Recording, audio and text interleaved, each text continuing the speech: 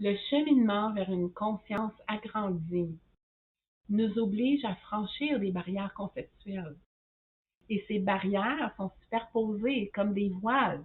Chaque fois qu'on se débarrasse d'une couche de croyance sur qui on pense être ou sur ce qu'on pense que le divin, l'esprit divin est, on se rapproche de l'expérience directe de notre plein potentiel. L'ego s'accroche au voile parce que parce que ça lui semble familier, donc il en a besoin pour sa sécurité. Imaginez que vous marchez dans un brouillard épais.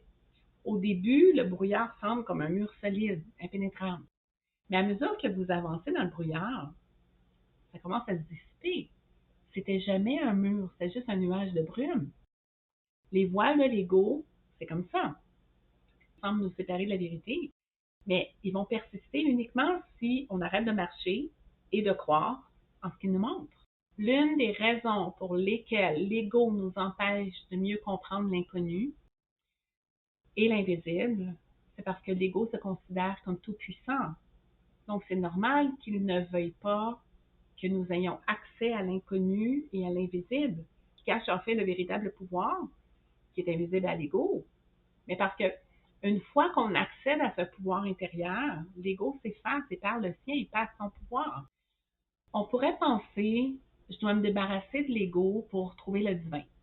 Mais même ça, c'est un piège qui provient de l'ego. L'ego, c'est pas un ennemi, c'est un allié qui nous montre nos désalignements avec notre moi supérieur.